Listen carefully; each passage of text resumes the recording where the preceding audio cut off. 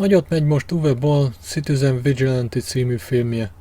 Az értékelést két részre osztom, először spoilermentesen beszélek róla pár percet, utána pedig jöhet a spoileres rész. A filmnek van egy nagyon erős üzenete, és főleg ezért lett ennyire felkapott. Szó van róla benne bevándorlásról, menekültekről, muszlimokról és afrikaiakról. Többször említ a film bűnügyi statisztikákat, és elég kemény rendszerkritikát fogalmaz meg. Nem csak a politikát bírálja a film, hanem azt is, hogy a harmadik világból érkező bevándorlók közül sokan nem tudnak beilleszkedni, és súlyos bűncselekményeket követnek el az európai lakosság ellen. Ez az üzenet oda vezetett, hogy több országban is betiltották a filmet, többek között az Egyesült Királyságban, Németországban, Svájcban, Ausztriában, valamint Dél-Koreában és Tajvanon is. Viszont a filmnek rengeteg hibája is van, a rendezés gyenge, a képi világ sem igazán mozis szintű, akciófilmként egyáltalán nem működik, a CGI lövöldözések és robbanások kifejezetten rosszak. Krimiként valamivel jobban teljesít, amikor nem akar látványos lenni, akkor egy kicsit el tud mélyülni. Pedig sokkal jobb film is lehetett volna, ha erősebb a forgatókönyv. A színészi játék közepes, a főszereplő sem tud igazán kibontakozni, részben a forgatókönyv miatt. Szinte végig ugyanazzal a monoton hanggal beszél, és alig látszik rajta bármilyen érzelem. Nem olyan, mint a bosszúvágy vagy a Punisher. Nincs személyes bosszú, és a főhős sincs lelkileg összetörve. Inkább olyan, mintha a taxisofőr és az amerikai pszichó főszereplőjét összegyúrták volna. Most pedig jöjjön a spoileres rész. A film első jelenetében egy anyuka a kisgyerekével sétál haza a boltból, amikor egy migráns nyakon szúrja. Az anya a gyereke szeme láttára hal meg. Ezután már a tévéhíradó és az influencerek arról beszélnek, hogy Horvátországban van valaki, aki saját kézbe vette az igazságszolgáltatást, és sorra öli a bűnözőket. Itt szerintem hiányzik egy rendes felvezetés, rögtön a történet közepébe csöppenünk. A fős rendszeresen videókat készít, kikockázott arccal és eltorzított hanggal beszél a kamerába, majd feltölti a monológiait az internetre. Ezután megöl 3 védelmi pénzszedő bűnözőt. Később egy buszon utazik, ahol 3 fiatal balhézik, figyelmezteti őket, sőt meg is fenyegeti őket, de nem veszik komolyan.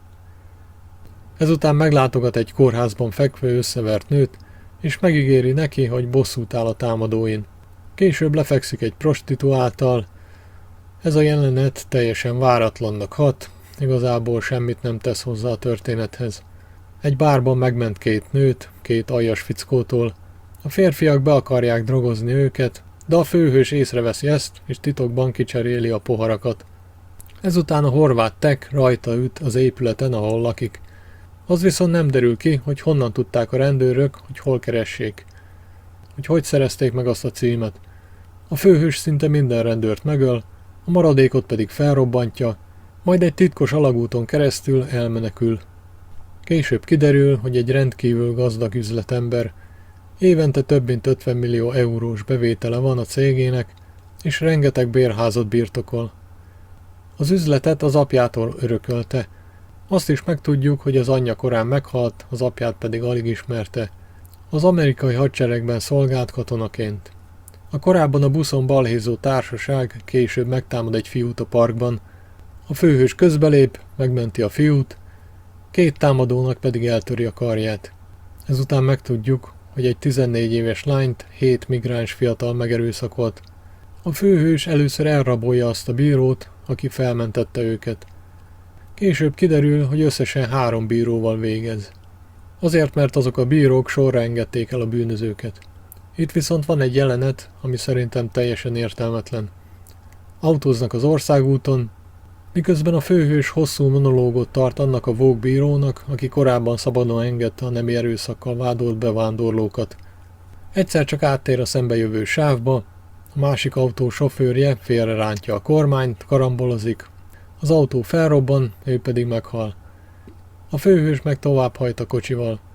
Ő azért csinálta ezt, azért ölte meg azt a másik autóst, hogy bebizonyítsa, hogy a másik sofőr egy birka. A jelenetnek lenne értelme és mondani valója, ha csak rá akart volna ijeszteni a másik sofőrre, de így csak egyszerűen megöl egy teljesen ártatlan embert. Ezután következik a film legfontosabb jelenete.